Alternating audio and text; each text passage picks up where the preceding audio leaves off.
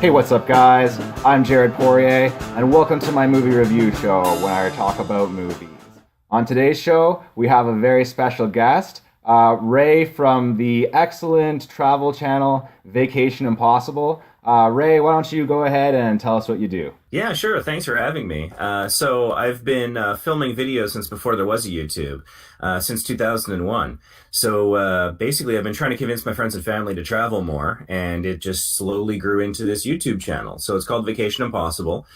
We do road trips. We do the traditional fly to Europe thing. We do cruises, you name it. Mostly North America and Europe. But some of the things we like going to is things like Portland Retro Gaming Expo, and we've been to the Emerald City Comic Con several times as well. Oh, sweet. So one thing that people don't know about me is I'm a giant Star Trek nerd. So when I heard that the opportunity came up to discuss with you the merits, the pitfalls of Star Trek versus Star Wars, I had to jump on it. Yeah, man, absolutely. Well, that's one of the things about YouTube is you end up having to niche down so much that you have to talk about certain interests and not others, right? But that's the nice thing about guesting on other people's channels is you can go and talk to their whole audience and then really get that whole network going. And that's what to me that's what YouTube's all about, is just meeting a lot of different people and just sharing their love for specific movies and pop culture and stuff. It's kind of my thing that I love doing. So yeah, thanks for coming on, man. I really appreciate it. And great to hear that you're a big Star Trek guy. I've definitely wanted to do a little bit of content on Star Trek, but I don't know enough about it, to be honest. So I think maybe the first thing we'll do, I wanted to talk a little bit about your group as well, that you started on Facebook, actually, Small YouTubers Boost. How many followers? What do you call them on there? Members or something like that? Do you have on there 60,000 or something, right? 43,000 right now. 43,000. Crazy, dude. Yeah. It grows pretty fast. We actually had a period last year where we were growing at the rate of 1,000 members a day for about a week. So we could be we could end up hitting 60,000 by the end of the year quite easily. Yeah, that's crazy, so man. It's pretty awesome. It's a really diverse group. It only has 4 rules, so I think that appeals to people. And we try to apply the rules like traffic cops. Mm-hmm. So I approve stuff I don't like all day long, but that also means that there's a lot of freedom to discuss whatever you like and freedom of expression and speech in the group. And so it's come together quite nicely. It's been really quite fun. Yeah, man. Well, that's something that I personally really like about the group as well. Is just that no matter what someone wants to come on there and express, as long as they're not hurting someone else, then they're welcome to do that. And as long as they follow the rules, and that's why the group's been so successful, dude. And that's kudos to you for being such a great admin and a great mod, because you really have to, I know that you have to have a lot of patience to deal with just people not understanding the just the culture of it and the rules and the etiquette and everything like that you kind of just have to, I don't know, just shake your head a bit, but at the same time you do a great job of it, man, is what I'm trying to say. So thanks. Yeah, no, appreciate it. I mean, we just have the 4 rules of basically 1, don't break YouTube's rules. 2, don't bully anybody. 3, if you're gonna share your link, have a description so people know what they're clicking on. And 4, don't spam your link on other people. Yeah. And so to me, it sounds pretty simple, but we get all ages and people from all across the world there. So sometimes there's language barriers in comprehending the rules, or they jump in and they want to participate before reading them, and that's I try to understand about that, but. Yeah, but it's interesting because sometimes people think that we're just, playing God. We approve it because we liked the video. We have time to watch the video. We get upwards of 300 posts per hour that are submitted for review in the group. So we couldn't possibly, if we wanted to be dictators, we wouldn't have time for it. But yeah, man, as much as we could talk about that stuff all day, we're here to talk about Star Trek. So why don't you go ahead? I can talk about that all week. Yeah. So, this one goes out to all of my Star Trek fans out there. Devin Kivioya is a buddy of mine that loves Star Trek. So, shout out to you, Devin. This one's for you, buddy. So, yeah, Ray, go ahead and tell us your personal history with Star Trek, dude. Why do you love Star Trek? Sure, yeah, my personal history. Well, my family was always kind of into it. My mother really enjoyed the original series. And so, when I was younger, I'd be playing with toys in the living room and they'd be watching it. I didn't care. Then around age 10, I had appendicitis, and there was problems and complications from it. So I was stuck in hospital for a month, and I had this Wow. tiny little black and white TV that they were able to install, and I got like three channels. And it was sort of, I think it was around season two of The Next Generation when this was going on, maybe a little bit after. And it was in super heavy rotation in terms of the syndication. And so versus watching soap operas or talk shows Hmm. as like a 10-year-old boy wasn't really my thing. So Star Trek was sort of what I was paying attention to kind of distract myself from the pain and the place that I was in. And the more I watched it, the more I began to really appreciate like the depth to it. As a kid with Star Wars as well, you enjoy the space battles and Hmm. some of the funny lines and then the fight scenes and stuff like that. And then as you grow up, when you go back and you rewatch those films, you can appreciate different things, different elements of it, maybe the romance story, or you get a different level of the humor or whatever's going on. Hmm. And so I found that Star Trek is very much like that. In my opinion, it's a little deeper. I think it's got more layers, partly because it's just so much more content out there. But yeah, one of the things was there was the Star Trek technical manual that somebody brought to me in hospital. So I was reading that, and the amount of thought that they put behind things that people would never know or need to know about Right. how every little thing would actually work in a practical sense just blew me away. It was fascinating, but the fact that they put the effort in Right. was really quite interesting. And so I think I have a slightly addictive personality. I wanted to know everything about it. Like when I cruise, I want to know everything about the cruises. YouTube, I want to know everything about YouTube. So when I got into Star Trek, I want to know everything about it. And there's actually a series of nitpicker books that were released that basically spot all the little errors. Right. And one time when I was at Comic-Con, I met the author of those books. And so I had a quick conversation with him where he was saying, "Oh, we're having a trivia night at a pub. Well, we're going to have like a $300 grand prize for whoever wins the trivia contest. You Oh should come shit. down." And then after like 15 minutes of talking to him, he says, "Look, I like you. You're a really nice guy. Don't take this the wrong way. I have to ban you from my trivia contest because if you show up, no one else will stand a chance." And I was so honored by that Oh, reaction. It oh was a shit. bizarre thing. Yeah. And so I think that's my bona fides in terms of like that whole thing. Like when Insurrection came out, Paramount was doing a bunch of promotions all over North America, and I'm in Vancouver, and so at the local Planet Hollywood, they were having a big event that people could go down and win prizes. And so they had two sort of contests. One was like a public speaking acting contest, and the other one was a trivia contest. I took trivia. My best friend took the acting one. While he was preparing for his scene, I won three of every prize in the trivia contest. Then they handed the microphone over to me and had me run the rest of the show. Crazy, So man. those are They sort of my said, two. yeah, What's that? they had to hand it over to you, eh? After that, they're like, Yeah, and then it's I got your up show there, now. and I remember the first question I asked because it fell flat on its face. I Yeah. was like, "Okay, so on the Enterprise, there are pipes going everywhere, and then some of them say GNDN. What does that stand for?" And there Oh. was like crickets, and I'm like, "Oh, I went way too high here." Well, everybody stands for Coast Nowhere does nothing, and then there's a laugh, and then I'm like, "Okay, I need a much more basic question here." I'm like, "Who's Wesley's mom?" or something, and then Yeah. we move forward from there. But You gotta that was an interesting experience. Yeah, you got to play to your audience in that respect. Yeah, man. Same thing for me, but from the Star Wars side. I mean, I never really got that into Star Trek. I was kind of an outsider and always being like sort of into it, but it's just so, like you were saying, there's just so much lore and all of that. It can be like with comic books where it's difficult to get into, and that's why Hmm. I don't know, like you just kind of have to pick what fandom you're going to go into and not others, I guess, at some point, just to like manage your time, right? So for me, I got more into like the Star Wars stuff, but it was definitely around the same time, like, when you're like 10, 11, whatever, 10 to 13, something like that, that Star Wars Episode 1 actually came out when I was around that age. And I know a lot of people make fun of that movie now, but for me, like, it was right in my fucking wheelhouse, dude. So I got so excited for like I didn't care about the Jar Jar Binks or the bad pacing or just the bad acting or anything like that. I was just like, oh my god, like you were saying, like space battles and lightsaber fights and like just for me, it just was totally in my wheelhouse and it was totally my shit at the time. Obviously, I was into the older Star Wars series, A New Hope, Empire, Return of the Jedi, all that type of stuff. As far as like Attack of the Clones and Revenge of the Sith, I mean, obviously those movies are pretty trash.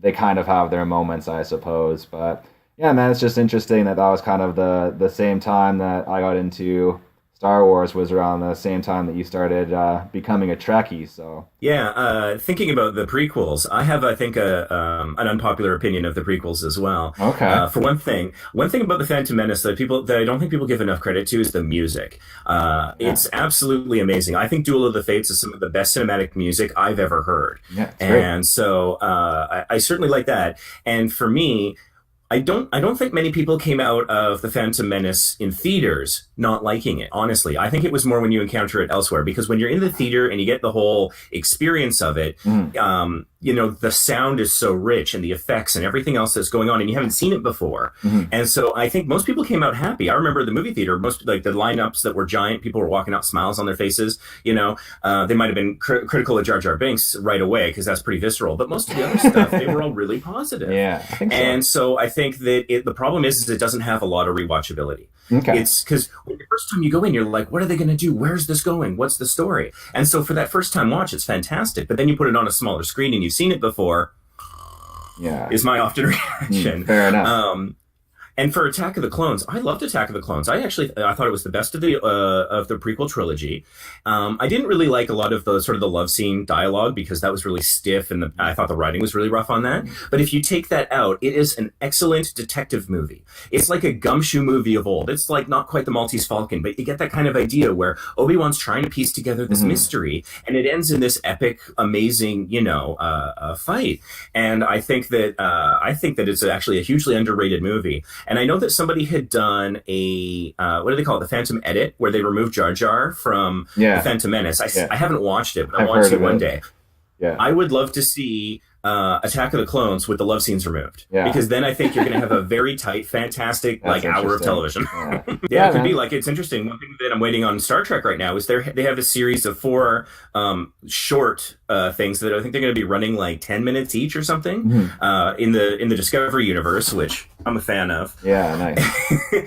And so it's interesting because now in the Netflix era, we're seeing things a little bit different. They're trying different things.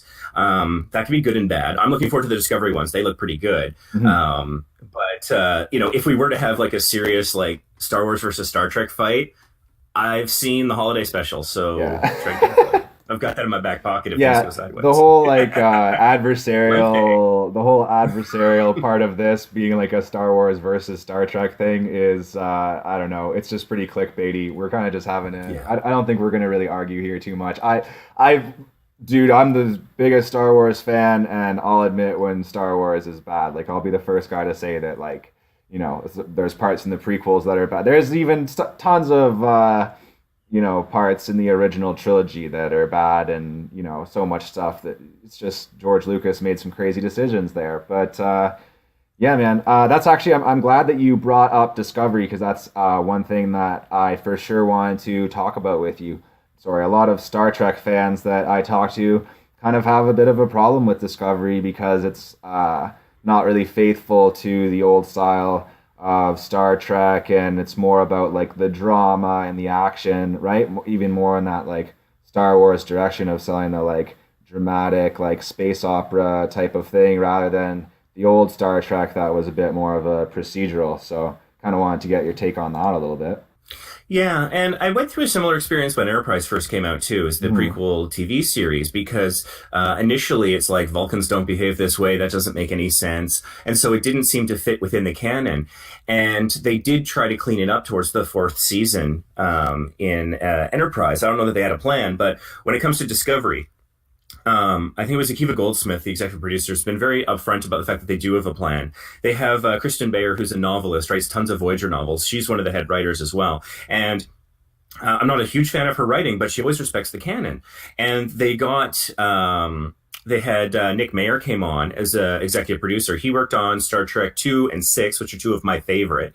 And so there's a lot of people, Gene Roddenberry's son is involved. And the original creator was Brian Fuller. And so he had worked on Voyager quite a bit. And so there's a lot of people that have this deep history with it, even though all the actors are new, of course, and that sort of stuff. But you got Jonathan Frakes coming in, directing episodes. So it's tied in. And so the thing that I think they do, and it's an emotional roller coaster, but it gives you an experience, and that's a good thing. Is that they started off, and it's so funny. I remember watching the first episode of Discovery, and I would get so upset, and then 3 minutes later they would answer it. I'd be like, you can't do. Oh, Right, and right. so like there's a moment where like a Klingon dies, and they're doing some weird things with the Klingon, right? And one of the things that fans know is that there's supposed to be this death howl that Klingons do. They look up, above, and they scream to warn the afterlife that a Klingon is coming. Okay. And so this Klingon had died, and they hadn't been doing that. They were wrapping it up. They were putting it in a coffin. They were gonna, and like one of the things about Klingons is it's an empty shell. Once someone's died, treated as such. They've used that in the movies and stuff, and the TV show. So I'm like, what the hell are they doing? And then after they finish wrapping it up, then they give the death howl. So I'm like, oh, okay, they were toying with me there. They made it okay. And then they did something with the body without too many spoilers. That was basically about these particular Klingons behaving a little differently for their particular sort of religious reasons. They were a little unusual. They were an offshoot. Okay. And so Interesting. Discovery keeps doing that. And so they do something that sounds so completely against canon. And then 7.5 minutes later, you're like, that's genius. They actually fit it in. It's really quite smart. And now that we're in this Netflix era where you get only like maybe 10 to 13 episodes a season, it means that they can hopefully do more quality, Yeah. and they can really plan it out in advance. And so in that first episode, going on that roller coaster, I realized these are guys with a plan. And so if you give them that chance, it's an amazing experience, and you get emotionally invested. And then there's twists that just blow your mind. And these are things that Star Trek haven't had a really good opportunity to do before. When Deep Space Nine became very episodic, one of their things was we're on a space station and we're going to have to live with our consequences of our actions. What happened in season one is going to impact season six. That was, in the old model of television, hard to sell, because they said, well, if you miss season one, how are you going to follow along? Right. Well, there's ways of bringing people up to speed, but also in the Netflix binge watching culture that we have now, longer form content is becoming more mainstream. And so they're able to really deeply dive into that, and there's so many different things that they can play with. So yeah, there's stuff that doesn't make sense. Like the Discovery has an unusual sort of method of travel Right. that doesn't fit within the Star Trek timeline, and I can see right now a multitude of ways where they could basically say, yeah, we can never do that again. They can Right. like permanently break it in a particular way. Mhm. So I have some faith that they're gonna do it right, because they've got people on board who have been tied into the history, and I think they've proven themselves over the first season that they're not just like. One of the criticisms of Enterprise, for example, is there was like scenes with Jolene Blaylock, not wearing very much, and that was Right. particularly in the teasers. And you can go back to Voyager with Seven of Nine and other people. It's like a little bit of sex appeal has not been above Star Trek. They have to market their product like anybody else, but when you eventually sit down and watch it, by and large, it still fits within the story. Enterprise was a little bit of an awkward shoehorning it in. So I think they've shown us time and again that it's not as bad as Yeah. it fears. As people fear. And I think getting back to what you're saying about like competing fandoms, like Star Trek versus Star Wars, I'll joke Yeah. about that. But Yeah, joking yeah. aside, I think we're Ray, pretty accepting. Ray. The simple fact is, Star we've Trek. got enough time in our day for both. Ray, Star Trek is boring, dude. It has its moments, and like you, I'm completely willing to acknowledge that there's times where that happens. And I think that's one of the things too about like appealing to different ages. So for example, there's certain episodes where it's full of action and comedy and whatever special effects you're like, that's amazing. Yeah, yeah. Then there's other ones that deal with deep moral issues, and those are things that you can go back to. Like for myself, whenever I have like a new job offer, I often find myself sitting down and rewatching Best of Both Worlds, where Riker is considering taking his own command, and just kind of thinking about what this new opportunity would mean, and am I too comfortable where I am, and diving deeply into that sort of adult problems. And so not everyone's in the right space to be appreciating it at the time, but I find that there's a lot of rewatchability, which is quite nice. If I'm facing some sort of difficult question or time in my life, I'll go to Star Wars for a distraction, not for insight. Okay, That's fair just me. enough. Yeah. Well, I want to go back quick to a point that you were kind of raising earlier, and that's just the fact that when you release new episodes of, these classic franchises,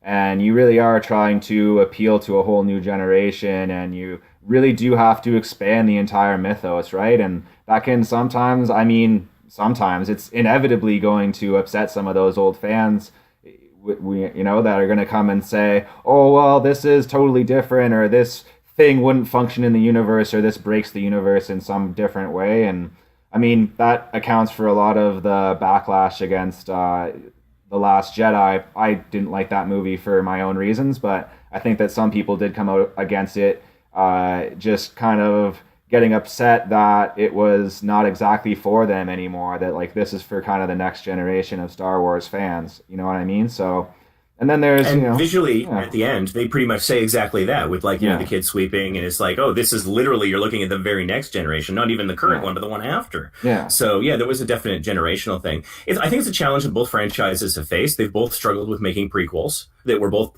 in some circles poorly received.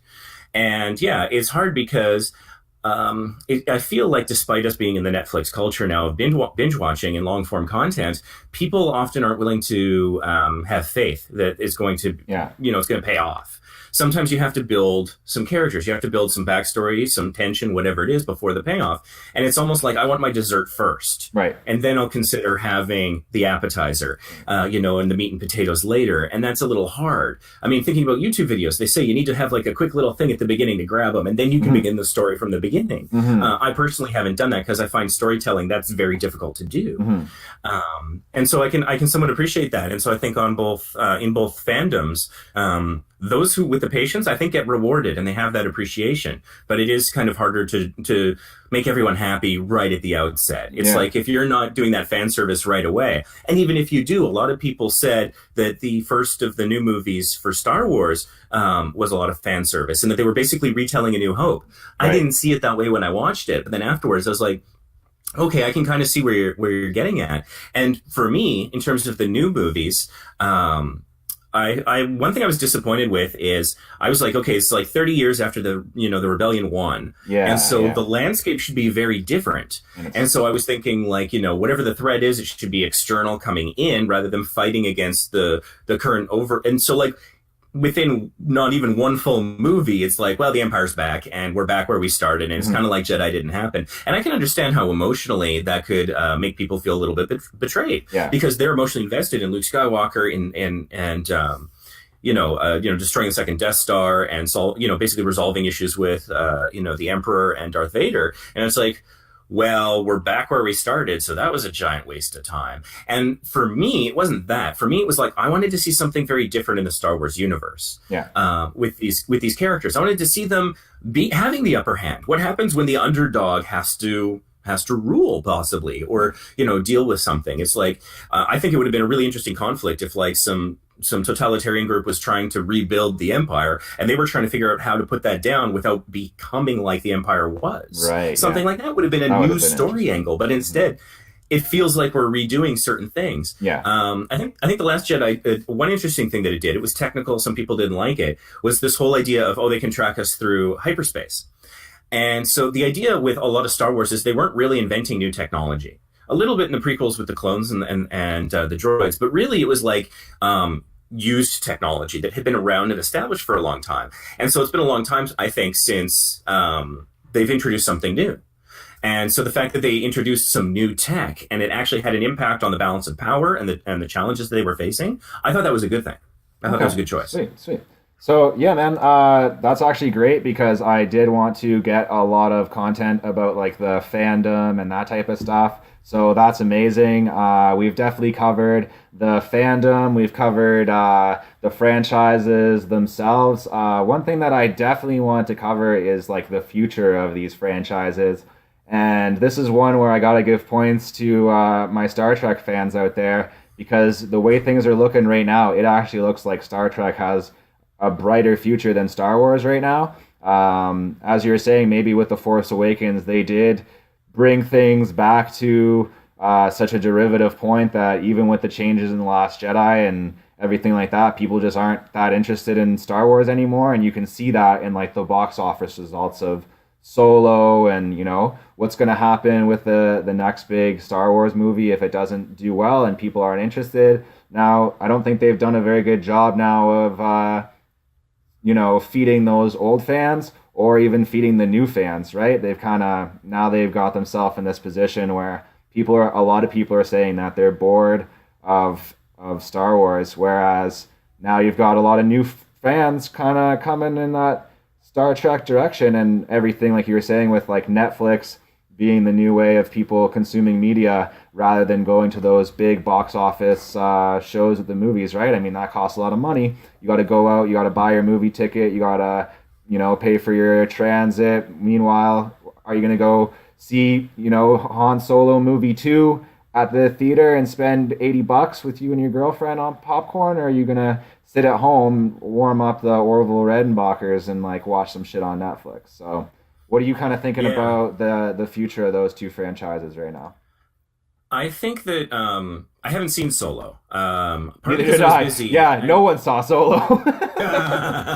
And I mean, I admit it was partly a moral thing. It's funny because I was just minutes ago talking about keep your mind open and have faith. And Uh-huh. Solo, I was like, no, you don't get to do that My with faith Solo. only goes so Um, far. yeah, although I mean, I've seen the actors do some other things Mhm. before and since, and so I'm starting to warm the idea that these people might be talented. Although I had heard a rumor that the person playing Solo had to go off for acting lessons partway through shooting Yeah. because he was horrible. That's more But common then I than you saw him in think. something else, and I was like, he's pretty good. It's more Sorry. common than you think that actors have to, once they actually get like a bigger role, that they have to take acting classes. It's just usually something that doesn't get as well publicized as in that case.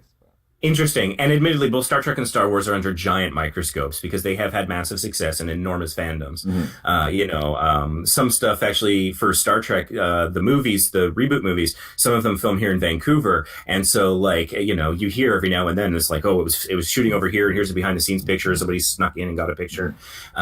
There's a local barber that does the Michael Cheroff's hair. Yeah, And I know that. Why do I know that? That's a weird thing to know, right? that is a weird thing to know. Um, but so I think Solo is people have particular feelings about Solo. For one thing, I want to know where the hell Billy D. Williams has been in the new movies. I want Yeah, Lando to pop up at some point. Maybe we can do that first before we recast him. yeah, yeah. At least we gave Harrison Ford his due in the new Mhm. movies, but where the hell's Billy D?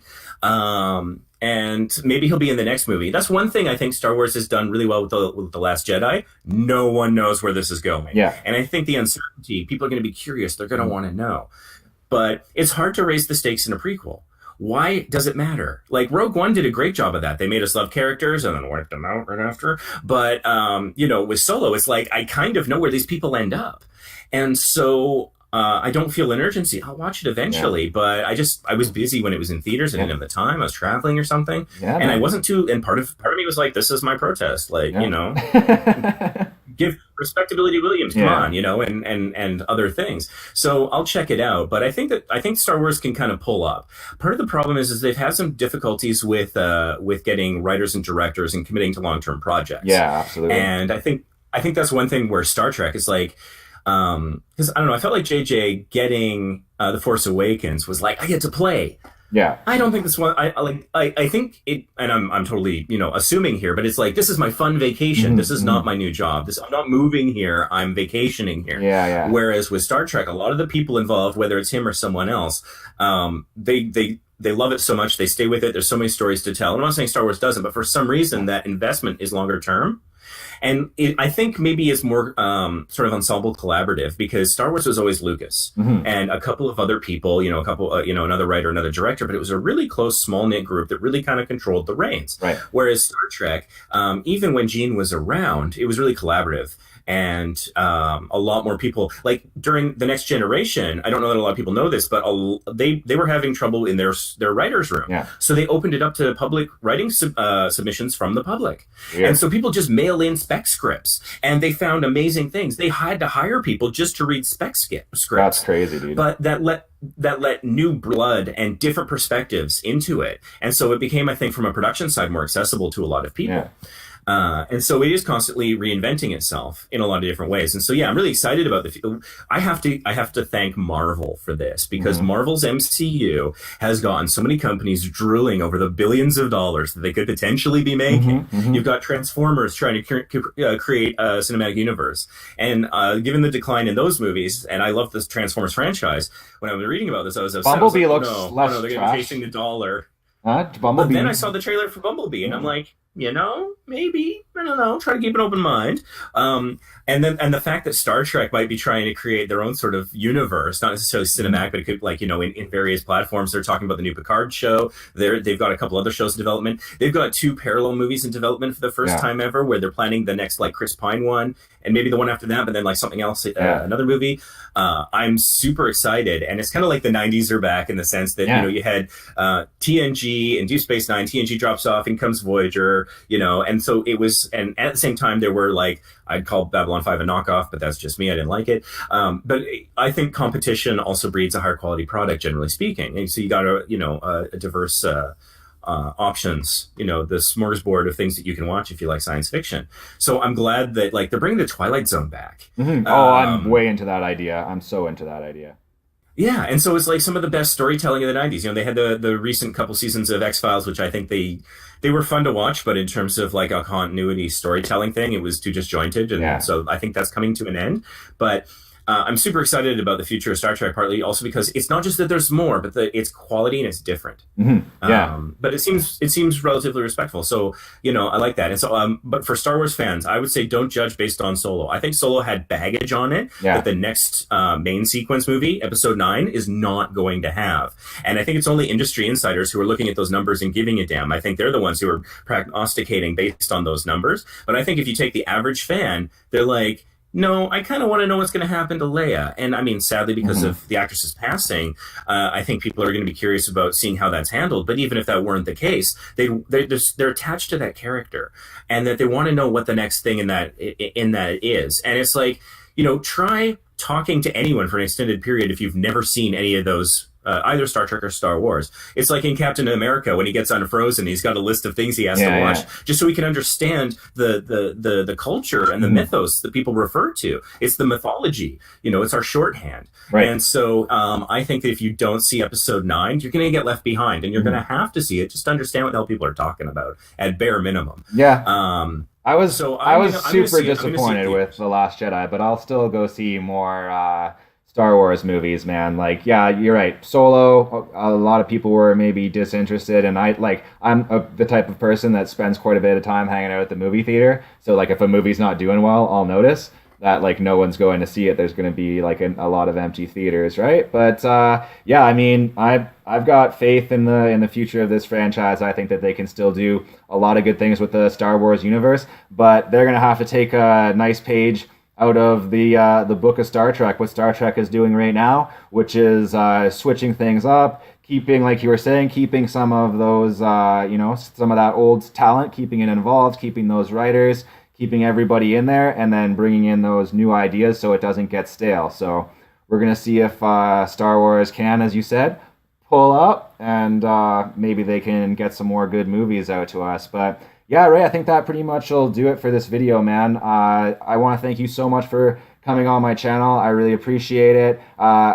Everybody go and check out Ray's channel, Vacation Impossible. He's got some really awesome content up on there, and he's making videos all the time, like 3 videos a week, something crazy. So definitely go check him out. If you are looking to grow your YouTube channel, go find Small YouTubers Boost up on Facebook. Let's get that to 60,000 members for some reason. I don't know why you need more, but let's get more. Why not, right? Let's get more. Let's make you retroactively correct. Let's make it happen. All right. Let's do it, man. Thanks, Ray. Thanks for having me. This was fun. Yeah, man. It was super fun. And to all you guys out there, as always, thank you so much for watching. I love you guys, and I will see you guys next time.